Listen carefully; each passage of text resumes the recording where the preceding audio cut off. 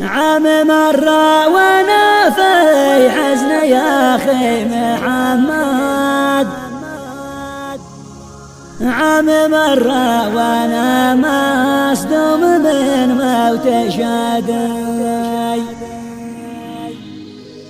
ظهري يوم الثلاث الفجع يوم اسود،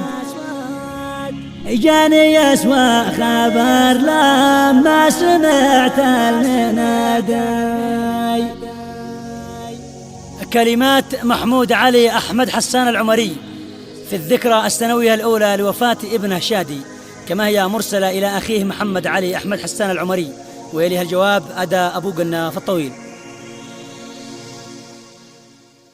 عام مرة وانا في حزن يا اخي محمد، عام مرة وانا مصدوم من موت شادي، ظهري يوم الثلاث الفجع يوم اسود، جاني يسوى خبر لما سمعت المنادي، اقبلت روح ابوها مسرعة لا تنهد، قلت وش الخبر يا ساكن في فؤادي، لا دمعش مثيل المزن نازل على الخد، والشرى يا ساكنة خلي الأمر عادي، قالت اسمع غيرك شادي ودمها تجمد، أظلم الكون في عيني تحول سوادي، مسرع رحل شادي ومسرع تلاحد، الليل كل العجل يا روح ابوك بالشدادي،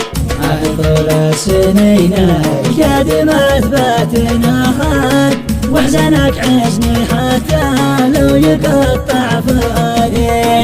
انت لي ذكريات ما لها غيرك احد، كيف بنساك يا حيدي وانا في حدادي، عهد يا روح ابوك والعهد كل يوم يجدد، تبقى حبي الوحيد لما ينادي المنادي، ليت يومي قبل يومك وناديت الاحد، واني قبرك سكن لي وانت عايش يا شادي، ليت والعمر يوهب كان يا عمرك ازيد، بوهبك عمري الباقي وانا متعادي.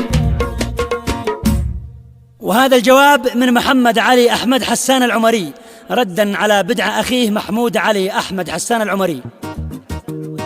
مرحبا روح أخو ما ذكر ربي يردد، في المساجد وفي كل المدن والبوادي، نحمد الله عمر الخلق عنده محدد، منت ساعة ماشي لها أيام جدادي، أمر ربي ولا شيء غير يشكر ويحمد، مرحبا بالقدر لو يقطع فؤادي، صبرنا بيجازينا عليه واحد أحد، نصبر بيجازي يوم ينادي المنادي، والله ان الفراق سبب وجع لي في الكاب، هذا اقدر ربي جازع للعبادي، الحزن بيظل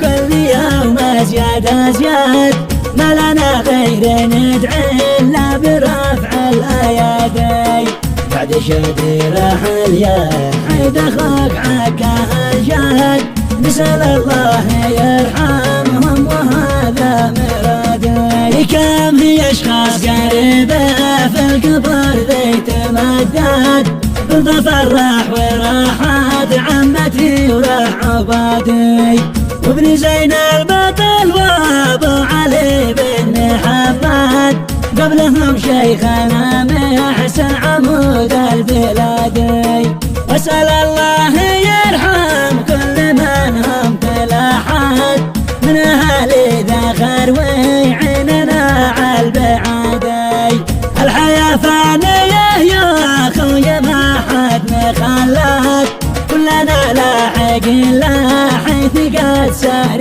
شادي، من رحل ربنا راضي عليه تحمل ذنوبه يعترك الرمادي. ختمها بصلاة غشى نبي محمد عد ما السيل سكى كل جربه ووادي.